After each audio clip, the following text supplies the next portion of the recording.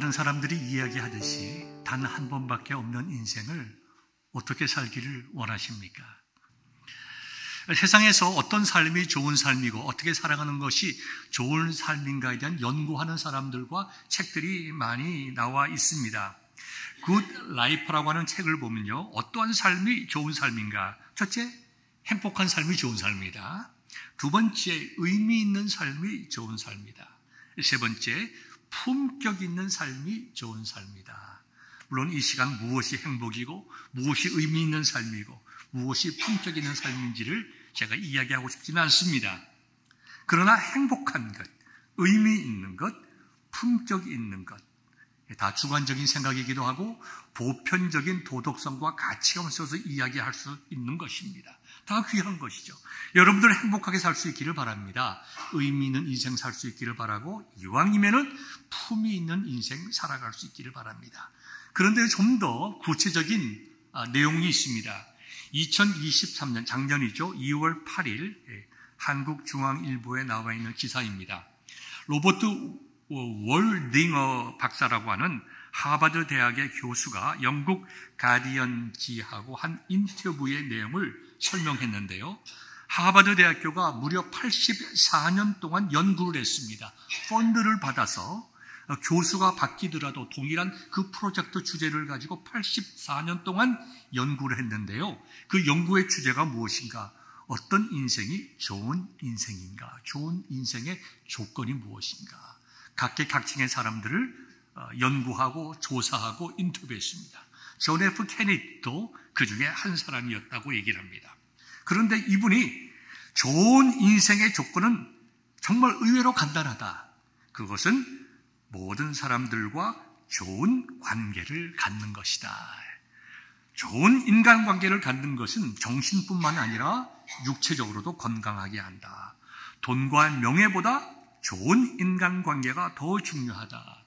작년도를 기준으로 해서 1인당 연수입이 7만 5천 불 이상이 되면 돈이 많고 적음이 행복과 상관관계가 없다는 것입니다.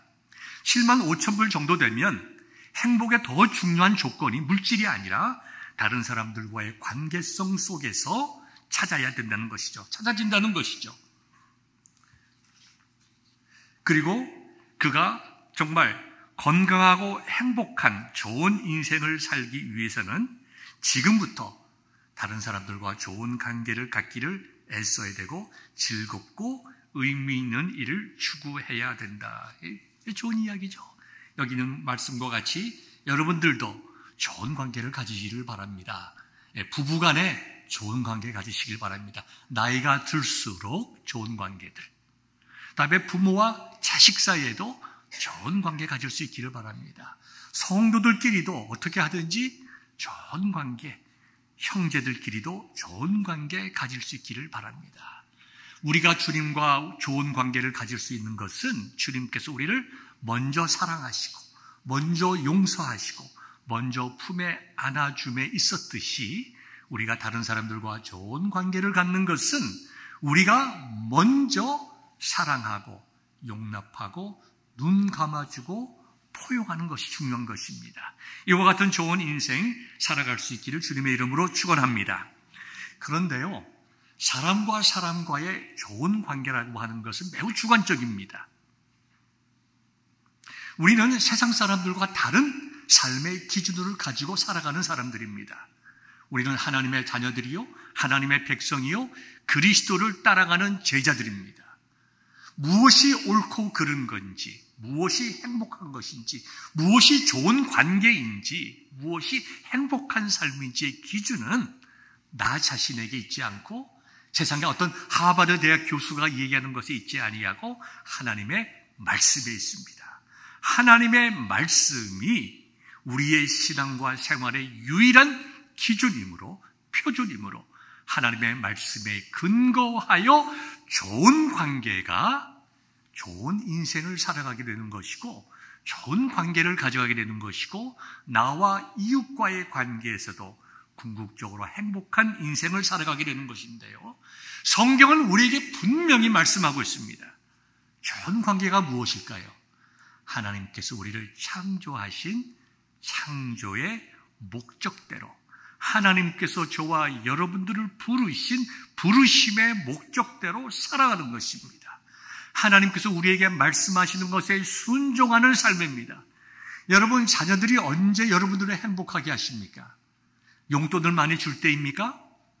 그것도 의미 있는 일이지만 부모를 귀하게 여기고 부모를 존중하고 부모의 인생을 가치 있게 여기고 부모에게 순종할 때 부모가 가장 행복한 것처럼 하나님과 우리와의 관계에 있어서 하나님께서 먼저 우리를 사랑하시는데 그 사랑의 은혜에 감사하여 하나님께 순종하고 하나님의 말씀대로 살아나가고 또 하나님을 마음과 정성을 다하여 섬겨나가는 것이 하나님과 우리와의 좋은 관계를 이루어서 하나님 보시기에 아름답고 좋은 인생을 살아나가게 됩니다. 또 그렇게 되면 결과로서 사람과 사람 사이에도 좋은 관계를 가지게 되고 좋은 인생을 살아갈 수 있게 됩니다.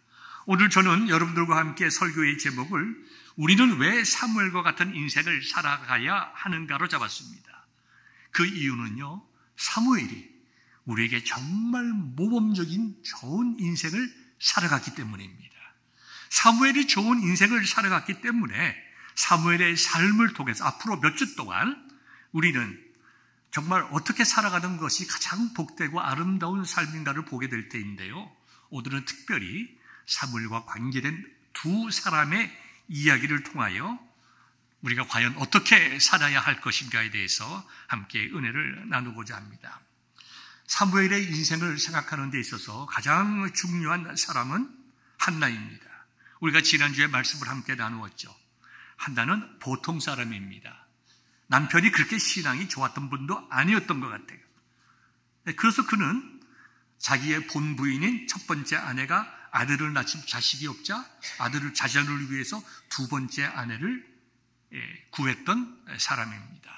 하나님께서 좋아하지 않으시는, 기뻐하지 않으시는 일입니다. 그러니까 영적으로 그렇게 좋은 영향을 받았다고 생각할 수가 없습니다.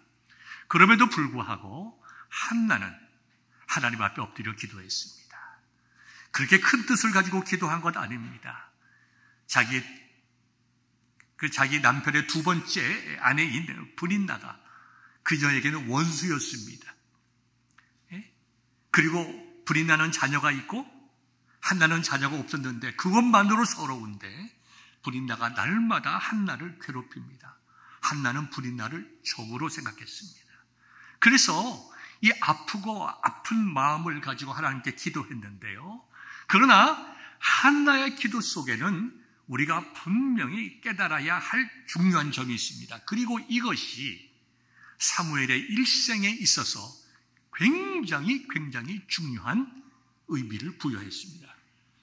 한나의 기도는요, 그냥 열심히 간절히 하나님 주세요, 하나님 주세요, 하나님 주시면 내가 이렇게 하겠습니다, 내가 그것을 가지고 어떻게 잘해보겠습니다, 이런 기도가 아니었습니다.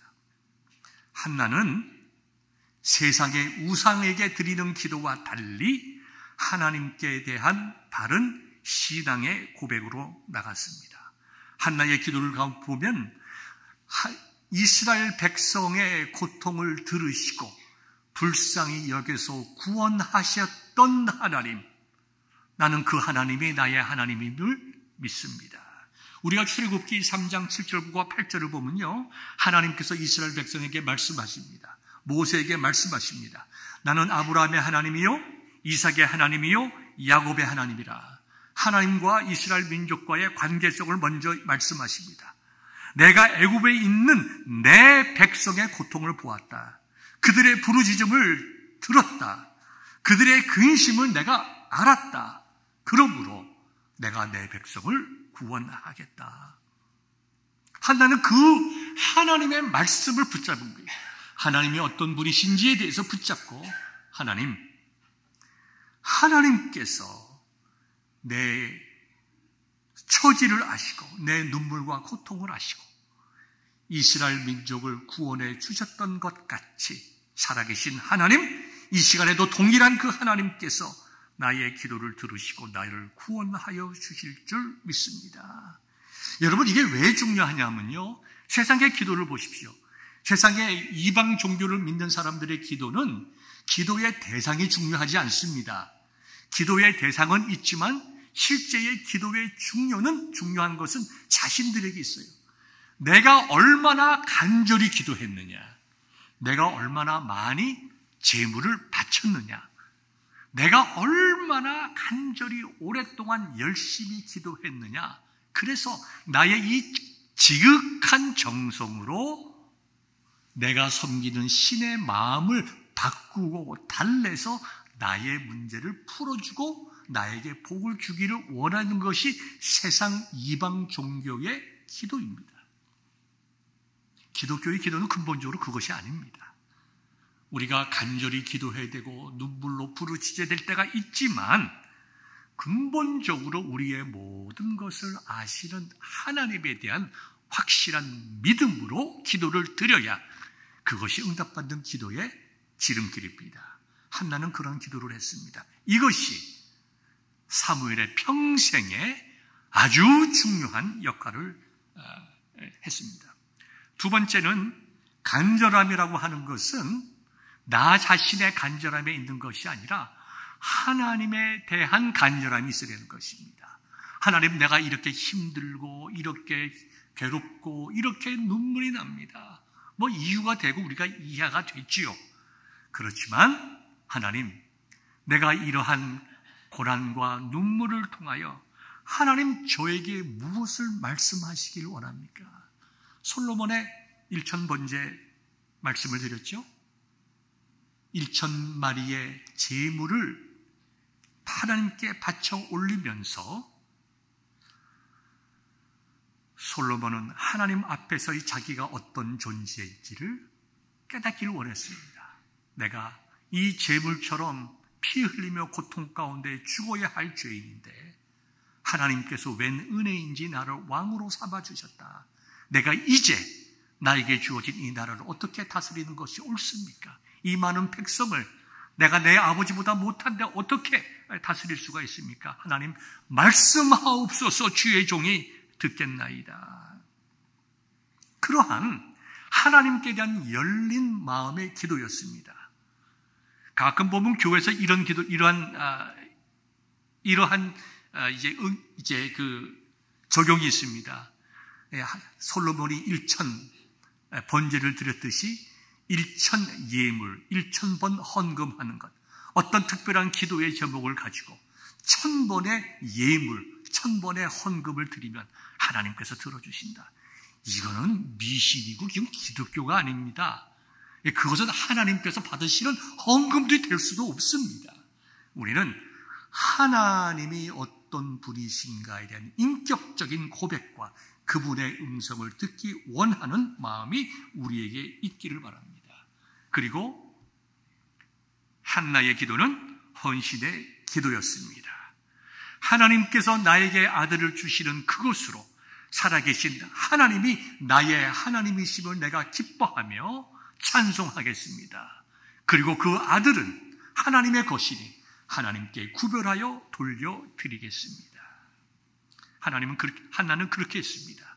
그랬더니 하나님께서 세 아들과 두 딸을 더 복으로 주셨습니다. 여러분, 우리의 기도라고 하는 것은 하나님, 내가 이 시간 간절히 기도하오니 하나님 나에게 응답해 주셔서 힘과 능력을 주십시오. 그럼 내가 이렇게 하겠습니다. 이것이 우리의 기도가 되어서는 안 됩니다. 우리가 하나님 앞에 기도할 때에 무엇던 기도이든지, 비록 한나처럼 아들을 위한 기도였든지 그 어떤 기도였든지 하나님께 대한 바른 기도를 드리게 되면 하나님께서는 그러한 기도의 사람들을 통하여 그 기도에 응답하시는 것뿐만 아니라 하나님의 일을 해나가십니다. 하나님께서 기도하는 사람이 없어서 하나님의 일을 못하시겠습니까? 하나님께서 무슨 능력이 부족해서 하나님의 일을 못하시겠습니까? 하나님께서 사람의 도움이 없으면 하나님께서 그 일을 못하십니까? 아닙니다. 하나님께서는 우리의 기도에 앞서, 기도의 간절한 기도에 앞서서 분명히 원하시는 것은 하나님께서 쓰시기에 합당한 거룩하고 깨끗한 사람입니다. 한나의 아름다운 기도는 사무엘의 평생의 귀한 신앙에 도전을 주었습니다. 이와 같은 한나와 같은 기도가 저와 여러분들에게 있기를 간절히 소망합니다. 기도 없이 성공한다면 그것 때문에 망할 것이다. 스폴전의 말입니다. 마른 눈으로 천국에 갈 수가 없다. 루터의 말입니다. 기도 없는 날은 축복 없는 날이요, 기도 없는 인생은 능력 없는 인생이다. 기도는 우리가 위대한 일을 성취하기 이전에 기도하는 그 자체가 위대한 일이다. 오스왈드 챔버스의 말입니다. 여러분, 대한민국이 참 놀랍죠? 올림픽에서도 이번에 8위를 했습니다. 저는 상상이 안 갑니다. 상상이 안 가요. 우리는 좀 미국에 온 지 오래 살아서 그런지 한국의 변화에 대해서 잘 모릅니다. 상상이 안 가요. 그런데요, 오늘날 대한민국이 이만큼 살게 된 데에는 이유가 있습니다. 한국 사람들의 근면과 노력과 성실함도 있지만, 여러분, 한국에 가면 용문산 기도원이라고 있습니다. 용문산 기도원에 가면 오로지 나라와 민족만을 위해서 기도하는 구국의 재단이 있습니다. 66년째 지금도 줄을 서서 자기 차례를 기다립니다. 한 사람이 기도하고 나가면 그 자리에 또 다른 사람이 와서 엎드려 기도하고, 다음 사람이 올 때까지 그 자리를 떠나지 아니하고 66년 동안 비가 오나 눈이 오나 나라와 민족을 위해서 기도하는 구국의 기도가 있었기 때문에 저와 여러분들의 조국인 대한민국이 이만큼 잘 살게 되었습니다.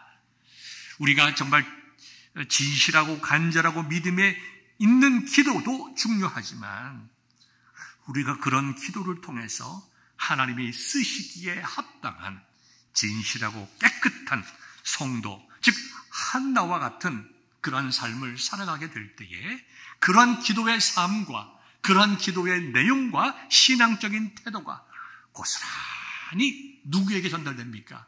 그들의 자녀들에게 전달되는 것이다. 그래서 그들의 자녀들이 믿음 가운데 바른 인생을 살아갈 수 있게 되는 것입니다. 또 한 사람이 있다고 하면 그것은 엘리 제사장과 두 아들입니다. 사무엘은 한나가 사무엘이 3살 되었을 때 성막에 올려드렸습니다. 3살 때부터 엘리의 지도를 받으면서 약 20여 년 동안 엘리의 지도를 받으면서 사무엘이 자라게 됩니다. 성경을 보면 엘리와 그 두 아들과 그의 가문이 완전히 몰락하고 멸망하는 것을 보게 되는데요. 엘리는 하나님께서 그 가문의 몰락의 직접적인 원인을 엘리에게 두지 아니하고 두 아들에게 두고 있습니다. 엘리는 제사장으로서 사무엘을 잘 준비시켰습니다. 하나님 앞에서 귀한 크레딧입니다. 그렇지만 그가 성경에 하나님께서 분명히 말씀하고 있는 것이 있는데, 하나님보다 그의 아들들을 더 사랑했다. 세상 사람과 별 다를 바가 없죠. 우상이란 것이 무엇입니까? 우상이 뭐예요? 하나님보다 더 사랑하는 것이 우상입니다. 이스라엘 백성들이 왜 그렇게 우상에 많았을까요?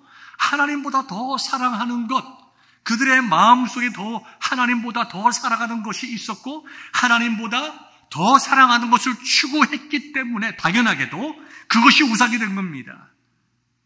하나님께서는 엘리에 대해서 말씀했습니다. 내가 어찌 나보다 내 아들을 더 사랑하느냐. 엘리에게서 두 아들이 우상이었습니다.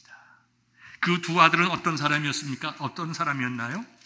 윤리적으로, 신앙적으로 굉장히 잘못된, 죄악된 인생을 살았습니다. 먼저 윤리적이고 신앙적으로 먼저 보면 성막에서 돕는 여성들과의 부적절한 관계를 가졌습니다. 그리고 그 내용을 보면 복수로 나와 있습니다. 성막에서 일하는 여인들이라고 그랬어요. 여인들과. 그러니까 하나님 앞에서 바르게 살아가야 하는 신앙적인 모범을 보이지 못했습니다. 그러나 그것보다 더 근본적인 죄가 있었는데 하나님의 제사를 멸시했다고 했습니다. 사무엘상 2장 17절을 보면 이 소년들, 즉 홈리와 비느하스의 죄가 여호와 앞에 힘이 크면 그들이 여호와의 제사를 멸시했음이니라 그랬습니다. 사람들이 하나님 앞에 나와서 제사를 드립니다. 제사를 드리면 하나님께 드리는 것이 있고 제사장들에게 돌아가는 몫이 있었습니다. 제사를 드리러 온 백성들이 이 얘기를 합니다. 아니, 지금 제사를 바로 드린 다음에 당신들의 몫을 가져가십시오. 아니야, 내가 먼저 내가 좋은 것을 가져야 되겠어. 보통 사람들도 하지 아니하는 그런 죄악을 행했다 이거죠. 하나님 앞에 바르게 제사를 드리도록 인도해야 될 제사장이 백성들이 제사장님 바로 합시다. 이거 잘못된 것 아닙니까? 하나님께서 기뻐하는 것이 아닙니다. 먼저 하나님께 제사를 드린 다음에 당신들의 삶을 위하여 가져갈 것을 가져가십시오. No. 내가 원하는 건 내가 먼저 가져야 되겠다. 하나님의 제사를 멸시했다고 했습니다. 2장 30절 보면 하나님께서 이렇게 말씀하십니다. 나를 존중히 여기는 자를 내가 존중히 여기고 나를 멸시하는 자를 내가 경멸하리라. 엘리와 홈니와 비느하스는 그들에게서 드러난 여러 가지 외형적인 것들, 다른 사람과 자신이 아는 그것들, 뭐가 있습니까? 엘리는 두 아들보다 하나님보다 자기 아들들을 더 사랑했어요. 홈니와 비느하스는 성전에서 일하는 여러 여인들과 복수의 여인들과 부적절한 관계를 가졌어요. 그리고 제물로 드려지는 그 제물들을 갈취했습니다. 그러나 이것은 보이는 현상이에요. 이런 일들이 일어나는 근본적인 이유가 어디에 있느냐? 하나님을 멸시했다 이거죠. 여러분, 멸시라는 것이 무슨 말씀인지 아시죠? 사람과 사람과의 관계 속에서 멸시당하는 만큼 분노할 수 있는 것이 없습니다. 우리가 욕을 먹어도 분노하죠. 누가 없는 말에도 분노할 수가 있습니다. 그죠? 억울한 일을 당해도 분노할 수가 있어요. 그런데 멸시라고 하는 것은 다릅니다.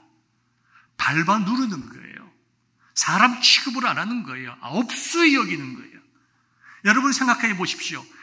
여러분 같은 신앙생활하는 교인들 가운데 어떤 사람들 여러분들은 아주 우습게 알고 없이 여기고 천하게 여기고 상대할 것으로 생각하지 않고 위에서 내려보는 사람들, 여러분 견딜 수 있을까요? 그런데 엘리와 홈니와 비느하스는 하나님을 그렇게 대했다. 하나님을 그렇게 대하니까 하나님의 말씀이 그들에게 신앙과 생활의 기준이 되지 못합니다. 하나님의 말씀에 순종하고자 하는 마음도 없어요. 하나님의 말씀에 어길 때에 어떤 두려움도 없습니다. 그러니까 그와 같은 일들이 일어나게 되었다 이거죠. 근데 하나님이 뭐라고 말씀하십니까? 나를 존중히 여기는 자를 내가 존중히 여기고 나를 멸시하는 자를 내가 경멸하리라. 하나님께서 공의롭게 엘리와 그 가족에게 공의롭게 징벌하셨다는 것입니다. 여기 존중이란 말입니다. 우리는 여기 엘리의 가문과 비교해서 누구를 생각할 수 있냐면 바로 사무엘을 우리 생각하게 됩니다. 사무엘은 이 간접적으로 나와 있는 것이 사무엘은 하나님을 존중했다고 하는 하나님의 뜻이 이 말씀 속에 들어가 있습니다. 하나님을 존중한다는 말이 무슨 말일까요? 하나님을 존중한다는 말은 하나님을 경외하는 것입니다. 하나님을 두려워하고 하나님께 예배드린다는 거예요.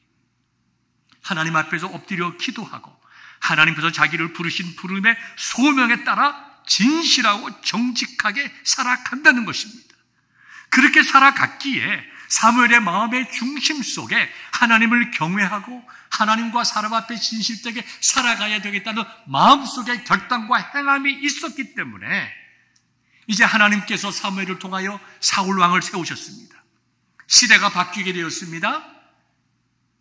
하나님께서 사사를 통해서 세우시던 것을 이제는 왕을 통하여 세우시게 되는 시대가 바뀌게 되므로 사무엘이 사사로서 백성들에게 마지막 말을 하는 것입니다.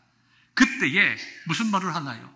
내가 지금까지 여러분들 앞에 얼마나 멋지게 제사를 올리고 어떻게 말하였느냐 이렇게 얘기하지 않습니다. 모든 사람들이 알 수 있는 삶의 구체적인 방법을 얘기를 해요.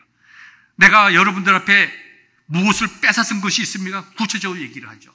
내가 여러분들의 소를 뺏었습니까? 뺏었으면 얘기하십시오. 내가 누구를 속였습니까? 누구를 압제했습니까? 내가 뇌물을 받았습니까? 내가 혹시라도 기억하지 못하는 그런 것이 있다면 얘기하십시오. 제가 다 변상하고 회개하겠습니다. 이런 말이 이 속에 있지 않습니까? 그럴 때에 백성들이 뭐라고 얘기를 합니까? 사무엘이여, 당신은 우리를 속이지 않았습니다. 우리를 압제하지 않았습니다. 우리로부터 뺏은 것이 하나도 없습니다. 왜 사무엘이 이렇게 물었고 백성들이 그와 같이 이야기를 했습니까?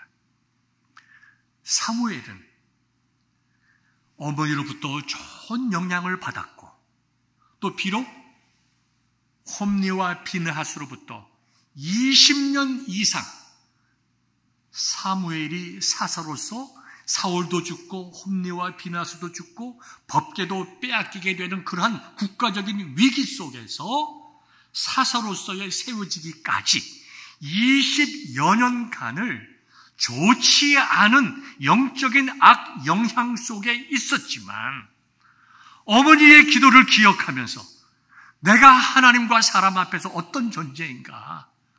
나는 하나님 앞에 구별된 사람이다. 나는 제사장이다. 나는 하나님께서 이 나라와 민족을 다스리라고 부르신 사사다. 나는 사사로운 사람이 아니고 하나님의 사람이므로 내가 하나님과 사람 앞에 진실된 삶을 살아야 할 사람이다. 이와 같은 마음으로 살아갔다는 거예요. 목사님, 성경 어디 쓰여 있습니까? 아니요, 구체적인 내용은 없습니다. 그러나 성경을 보십시오. 하나님께서는 간접적으로 사무엘은 나를 존중히 여겼다고 그랬습니다. 그리고 모든 백성들도 사무엘의 전체의 삶을 통해서 당신은 우리를 속이지도 않았고 압제하지도 않았고 뺏지도 않았습니다. 그리고 더 중요한 건요, 사무엘상 3장 19절부터 21절에 나와 있는 말씀인데요. 사무엘이 자라매, 이 얘기는 뭐냐면 사무엘이 어릴 때부터 여호와께서 그와 함께 계셨다. 여러분, 우리가 한나의 기도 우리가 말씀 나누었죠. 한나의 기도가 간절한 기도 이전에 하나님께서 그녀의 기도를 들으시고 함께 하실 만한 사람으로 변하여 갔다. 고난을 통해서, 눈물을 통해서, 아픔과 상처를 통해서 하나님께서 함께 하시고 기도를 들으시고 그에게 아들을 주시되 나라와 민족을 구원할 아들로 주실 만큼 하나님 앞에 깨끗한 여인이 되었다. 사무엘이 어릴 때부터 여호와께서 하나님께서 함께 하실 만한 깨끗한 사람이었다. 경건한 사람이었고 거룩한 사람이었다. 어린아이들이니까 경건과 거룩이 좀 이상하다 생각할지 모르겠지만 그렇지 않습니다. 우리들의 자녀들이 우리보다 훨씬 더 경건할 수 있고 거룩할 수가 있습니다. 그리고 더 중요한 것, 그의 말이 하나도 땅에 떨어지지 않게 하시니 단에서부터 부활세배까지 온 나라 가운데 이스라엘 백성들이 사무엘은 여호와께서 선지자로 세운 사람이다. 여러분, 그 당시 선지자의 역할을 누가 해야 했을까요? 엘리가 해야 되는 거예요. 물론 근본적으로 제사장이지만 홈리와 비느하스가 해야 될 것입니다. 그런데 백성의 마음속에는 나이 많고 경험 많고 모든 것을 잘 아는 엘리나 홈리와 비느하스가 아니라 아직 나이가 어리지만 그의 말이 진실되고 그의 삶이 깨끗하고 우리가 뭔가 표현하기는 어렵지만 이 아이는 하나님께서 함께 하시는 아이다. 이와 같이 백성들이 알았다는 거예요. 그리고 사무엘이 하는 말들 위에 하나님께서 함께 하셔서 그 말이 진실하게 하시고 그 말이 이루어지게 하시고 그 기도를 들어주셨다는 거예요. 야, 사무엘이 이제 엘리의 뒤를 이어서 이 나라를 이끌어갈 사사가 되는구나. 백성들이 그렇게 깨달을 정도로 사무엘이 진실된 사람이 되었다는 것입니다. 성경 전체가 우리에게 그것을 또한 증거하고 있습니다. 성경을 보면 사무엘을 향하여 모세와 버금갈 만한 민족의 지도자로 이야기를 하고 있고, 예수 그리스도의 오심에 대해서 우리들에게 알려주신 위대한 하나님의 구속사적인 역할을 했다고 히브리서 11장에 기록이 되어 있고요. 그 외에 여러 군데에서 얼마나 귀한 하나님의 사람이고 얼마나 귀하고 아름다운 인생을 살아가는 사람이었나 하는 것을 그의 일생을 통해서 우리가 보게 됩니다. 또 우리 성경의 구약 성경의 인물들을 보면 신약도 마찬가지죠. 다 그 사람들의 흠들이 나와 있습니다. 모세도 흠이 나와 있고 다윗은 말할 것도 없습니다. 다 흠들이, 여호수아도 흠이 기록되어 있어요. 실수와 잘못이. 그런데 놀랍게도요, 사무엘에 대해서는 그의 일생의 삶에 부정적인 이야기가 성경에 기록되어 있질 않아요. 여러분, 인생 잘 살지 않았습니까? 잘 사는 분이에요. 의미 있고 가치 있는 삶 사는 분 아닙니까? 그렇습니다. 사무엘은 정말로 좋은 인생 살아간 분이기 때문에 저와 여러분들은 사무엘과 같은 인생을 살아야 됩니다. 이제 말씀을 맺겠습니다. 우리 한국 사람들에게 있어가지고는 자녀가 참 중요합니다. 그죠? 우리는 가난하고 못 살아도 우리 자녀들만큼은 잘 되길 바랍니다. 특별히 이민은 우리 이제 이민 1세들이 더 그렇죠. 여러분, 우리들이 자녀들에게 줄 수 있는 제일 중요한 것이 무엇입니까? 돈입니까? 여러분, 그렇지 않아요. 우리가 자녀들에게 돈 많이 물려주면 자녀들이 우리 아버지 좋은 아버지라고 그럴까요? 절대로 그렇지 않습니다. 우리 첫째 딸 아이의 이 얘기를 하면 여러분 금방 이해하실 거예요. 언제가 제 첫째 딸 아이가 와서 코리안 페어런츠에 대한 불평을 이야기를 해요. 코리안 페어런츠에 대한 일반적인 불평.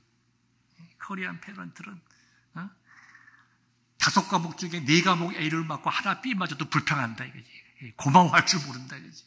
칭찬하지 않고 아이고 조금 더 잘해가지고 스트레이트 A를 맞아야지 어떻게 하나 B를 맞고 우리 더 열심히 해야지. 한국 부모들이 그런다는 거예요. 그리고 대학 시스템을 잘 몰라서 그럴지는 모르지만 미국에 가면 미국에서 대학을 보내면 그랜트라고 그러죠. 스칼라십과 그랜트는 다릅니다.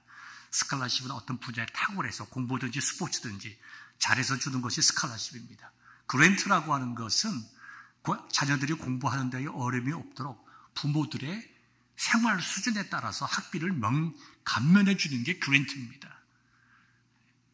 사립대학일수록 그랜트가 많죠.